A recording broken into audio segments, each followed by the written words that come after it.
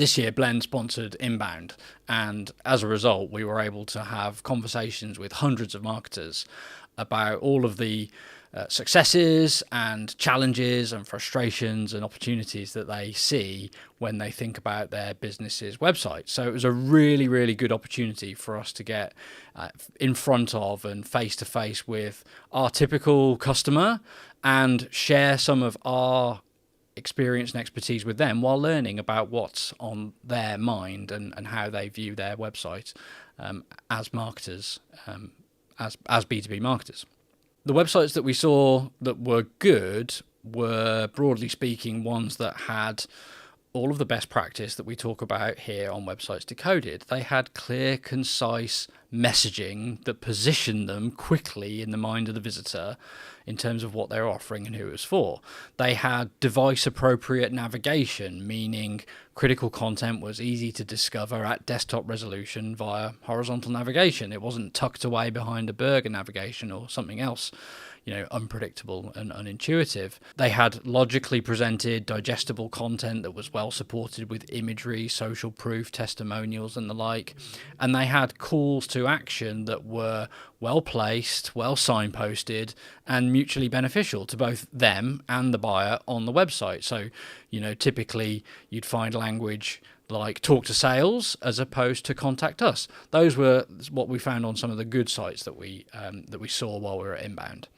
So we saw a lot of websites and we saw a lot that had challenges too. And in many cases, those challenges were portrayed in the opposite way to the ones I've just described, poorer messaging, poorer UX, poorer calls to action.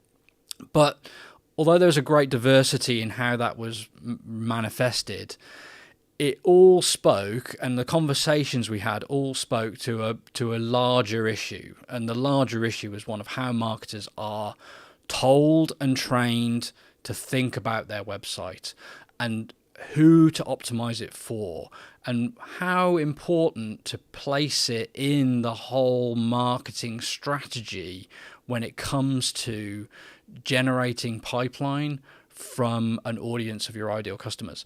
Not enough marketers are in possession of the right data. A lot couldn't really talk to me about the revenue impact that they were having as a team and with their website.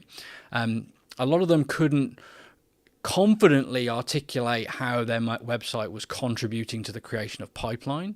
And a lot simply couldn't really conceive of putting as much effort and energy and budget into optimizing their website as they do into campaigns and channels for the attraction of either visitors or, in many cases, leads. So there's a really big opportunity for a lot of the marketers we spoke to, and therefore I think a lot of marketers, generally, to re-educate themselves around the role of the website in their go-to-market and its importance, and to refresh how they approach it and how much energy they put into optimizing it as part of their pipeline generation mechanism.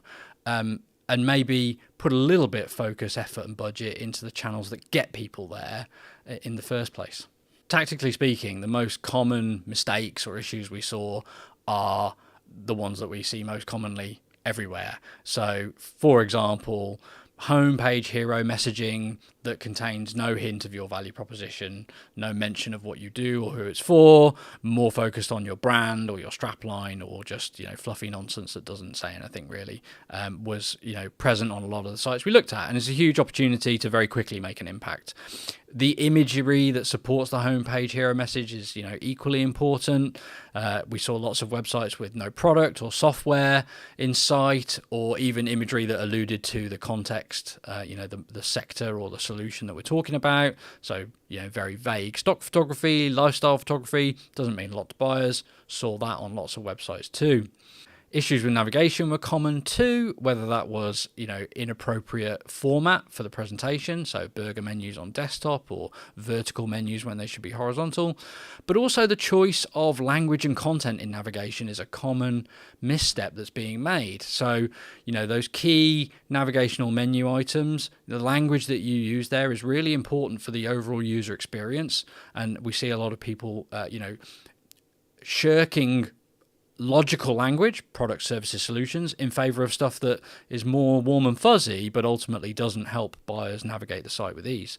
And then the contents of those navigations, if they start to become too big, too cluttered, too noisy, they're going to start to work against the user experience rather than for it. And then finally, calls to action. We saw some good ones, as I've hinted, but it was very common to see either missing calls to action, i.e. not placed in the most sensible, attractive, logical places on the website, or when they are in those positions, poorly framed. Get started, contact us, find out more, language that doesn't clearly signal the value to the buyer if they take the CTA, and therefore won't result in the highest possible conversion rate through the website. Design is a more subjective matter, but nevertheless, if you ask a selection of people, particularly in your ideal customer profile, they'll often agree whether your website looks modern and fresh or dated. We saw plenty of websites that we believe, if you ask your ideal customer, the response would be it looks dated. And that's a risk because buyers do treat aesthetics with value. They will place more trust in things that look modern, up to date, that please them. And if your website is one that creates the impression that it's dated, it's less likely to be forming that high level of affinity, that high impact with your buyer when they visit. So we saw some pretty dated websites, and if your website is dated, then it's one good reason to start thinking about doing some work on it. In an ideal world, our websites would never become dated because we would be constantly improving them. And I think that's a state to aspire to get into. But for many businesses, the age of their website is going to be a factor, and they will benefit from updating and refreshing it on a semi-regular basis.